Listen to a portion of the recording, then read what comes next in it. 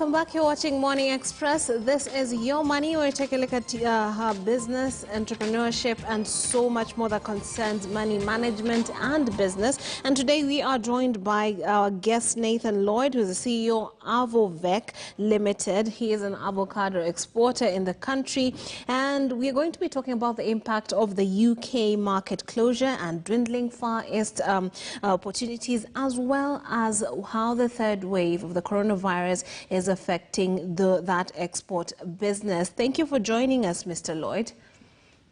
Good morning. Thank you very much. Okay, so I'll start briefly just by getting an overview of what is the current state of avocado and fresh produce market is right now. What is the state, or quite simply put, how is business doing right now? Business is difficult. Business is, for us specifically, we still face numerous challenges. With the uncertainty now of the third lockdown, it makes it difficult. For example, a case in point is even with the special passes that we have for movement and even for our farmers, they are still getting harassed and stopped by the police. Are these genuine documents? So then we have delayed investments with investors that were set to come in, even especially from the UK, who have decided, since Kenya's under the third lockdown, they have decided to wait. Yeah. So it's a wait-and-see approach. Okay, so if you were to compare and contrast, what would have happened by now if there had been no coronavirus and all those restrictions and the challenges that are being brought on by the current pandemic and other geopolitical situations? Where would the business be right now? How would the markets have been right now? The markets, if you look at a case in point, of course, looking at even going back to 2020, or I would compare with 2019. Yes. 2020, we performed at 20% of our capacity, facing numerous challenges because our containers go by sea. So with the lockdown, the containers remained basically on suspense, remained on the high seas, unable to dock into the specific country. So performing as an entrepreneur and businessman, performing at 20% of any capacity means already there's going to be a chain reaction. Yeah. Our chain reaction in meeting our commitments, even with our bankers and support. So anyone who says that it's not that bad does not own a business. Mm-hmm. Now, and we're talking about fresh produce, so I would imagine it's quite the challenge if you're facing problems despite having the special permits and passes. Then how do you keep up with business, and especially when you're talking about exporting outside of Kenya? How does one stay afloat? Well, it makes it very difficult to stay afloat. We still have to overall keep our staff members because they have been with us for many years, so it makes it difficult for our cash flows. Then we have our bankers who are quite a few banks in Kenya, and other exporters will also confirm the same. We have very ununderstanding banks in Kenya who just say, let's go for a wait-and-see approach, which is, it's not benefiting us in any way. If you look at some of our importers, on the other end, the government has supported them with them. They have taken on loans that are interest-free for 1 full year. So on the Kenyan side, it's just a matter of trying to see how to survive. Right, and then how have you been surviving? You have people who are depending on this business that is not doing as well. Have you had to learn new tricks to stay afloat, alternative markets? What are the solutions that you have found as you go along with a very unpredictable time? What we've done is one of the key things we've done to stay afloat is actually dig into all our reserves, both company reserves, and also as directors, myself and my co-director, even our personal reserves, we've had to pump it into the business. Yes, we're looking at alternative markets. As we speak, we're looking at Jordan. We're looking also at doing some exports to the Middle East to try and cushion this blows that we keep on facing. So, right. For the most part, we have dug into all our reserves to keep us afloat. Now, with government support, the Far East was seen as a very viable option for exports, particularly of avocado. What went wrong with that? How could you explain how that stopped being quite, or rather how those opportunities dwindled?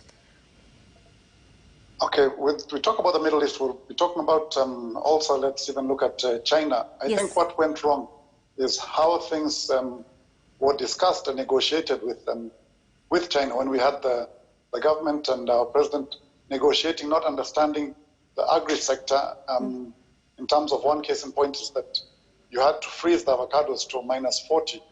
Now, freezing the avocados to -40 or -30, it destroys the very fiber of the avocado. So I think negotiations are not done with the key stakeholders, which are the entrepreneurs, the ones who are actually in the game in our case, of doing avocados. So it was started off wrong, and that's why till today it still has not been rectified. I think the government can focus more on understanding really what needs to be done from the agricultural side, which very little is done on that end.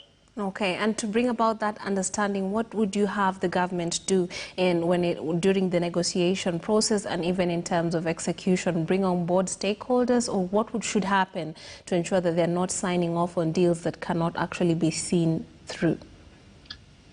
What would happen is always in my view is take someone from that specific sector. If like when the president travels or government officials travel, don't only travel with politicians, travel with those who are actually in the area field. We can afford to pay for our community. We're not asking for the government to pay. We can afford to pay, but we want to put in our input and add in our insight, because we're the true reality. And of course, we all know that the private sector, the SMEs, are the backbone of supporting the economy in Kenya or anywhere else in the world. Okay, and far from that, could you tell us then, far from that issue of there not being enough representation when we are signing off on certain deals or ensuring we're trying to tap into certain markets, let's talk about standards. Has it been difficult for you to keep up with the international standards? Because in order to export, the levels, the quality has to be to a certain level. Has this been an issue? For us, it has not been an issue because we follow all international standards. We have to look at the fact our clients have guide us, and they technically are our bosses. So as far as that goes, we have to. It's not been difficult for us. We have followed all standards and providing all documentation and certifications, the global gap, the organic, all certifications that are required, including our social certification. So it's been costly to have those certifications, but it's something that's necessary if we want to continue to export, in our case, avocados. Yeah, and I love that you brought up the issue of cost, because, and also, could you paint a picture, particularly, not for you, but for an average farmer or an average business person in Kenya? How feasible would it be for them to keep up with those quality standards, and what would they have to do? Would they have to get support from banks in order to keep it up? Because it's not quite easy for any other person, any grower, to be able to rise up to that level and ensure that what they're exporting out of the country gets that green light. It would be extremely difficult when you refer to like the small-scale farmers and the different form of farmers to be able to do that kind and get the kind of certification.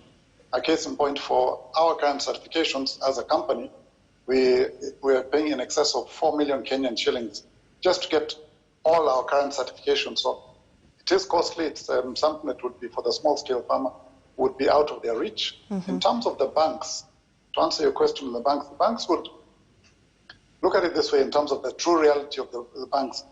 If the bank is not going to benefit from interest, then they will not be interested. They're not interested to offer support. Majority of the banks, I may not say all. And also in terms of information, do you think the average farmer is well equipped with information to know how to go about the business? Even if there's a ready market, let's talk about, for example, the China aspect. Or do you think the average Kenyan farmer would know even how to go about to get to the level of interacting and therefore striking deals and doing that exchange with foreign nations? The average farmer will not get enough information. We do have some form of technical support. We ourselves as AVOVEG, we do training. It's very costly, but it's something that we do. So the average farmer, without having other exporters and including ourselves, we want to do more. We would want to do more training, more to sensitize the farmers about the value of husbandry, how to take care of their avocado trees and all the rest. So do they get enough? I would say no. We do our best based on the limited resources that we have. With, of course, with support from the government would be a huge plus. And that would be what I call a huge stimulus package. And in many nations, you'd see farmers such as these or exporters banding together to form sort of corporations so that they can work together. Does this happen in this country, or is that a feasible option to look forward to in the future as they strive to get into the business or keep business going, or at least keep up with difficult times such as these? The farmers coming together and forming associations, it's something that has started to happen. Kenya in the world, we are with the 7th largest exporter of avocados in the world. So we are still on the top 10, which says a lot about what the different farmers have been doing, different business men and women have been doing related to planting avocado trees. So, but the farmers are not yet as organized as when you look at surrounding countries like, let's say, Peru or Colombia. They're a much better organization. But you also have, when you look at Kenya, it's the avocado fruit. It's the largest fruit that we export out of Kenya. If you look at case in point, let's say like Mexico, they actually have a minister just for avocados, so that you look at what are the revenue streams the country is earning, especially on foreign, and you get someone. Even we have a Minister of Agriculture, but would have like a sub-minister, let's say, for tea, and then for areas that are really boosting the Kenyan's economy. Okay, and first, then speaking of the difficulties that the exporters are facing, let's talk about the impact of the UK market closure. Before this, there was also Brexit that made things a bit more complicated especially when you look at trade and how Kenya will be relating to the UK and the larger European region. But now there's also the UK market closure. Tell us about that and how that is affecting business. It has a direct effect in business. The UK, of course, before was part of Europe, but yes. Either way, we do export also to Europe. So when there's a form of uncertainty, even for the importers, then we go on what I call the wait and see approach. Now, the wait and see approach means that we literally almost come to a grinding halt, trying to figure out how long will this third lockdown last. Yet, in overall fairness, I don't think that the spread of the COVID creating the third lockdown, I don't think it came from SMEs. We all know that it's more drive has come from the political gatherings that have created the third spread of COVID. Okay, and so moving forward, what do you hope to see? And of course, what changes would you like the government to put in place, especially when it comes to taxation and just even subsidies to ensure that the farmers stay afloat, even though you have tried in your own way to survive these times? What would you hope to see from government and perhaps even the foreign markets to ensure that these times are easier for the Kenyan exporter? From government, I would more or less say would really like a genuine listening here. Specific government officials, especially if it's in the agri sector, which we're discussing right now. We don't have someone who's actually listening to the SMEs and getting the feedback on the ground. Otherwise, it's more or less one is floating in the clouds, not realizing what's genuinely happening on the ground. So. Would want a government that's more interactive and actually genuinely getting together and listening to what are the challenges that we are actually facing on the ground, myself and also other exporters. Okay, so if the would-be person to effect change you are watching right now, what, as your closing remarks, would you say to them with the hopes that they would actually actualize your thoughts and have your concerns addressed?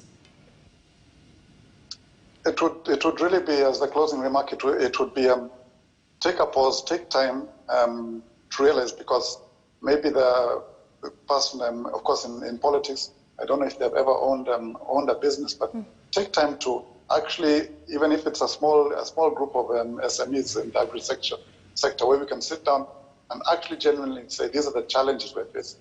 It's being done in Europe, where they have sections even for the importers. So I say pause and take some time to actually listen to how we are bleeding and how challenges that we're facing and what we recommend for us to pull back up.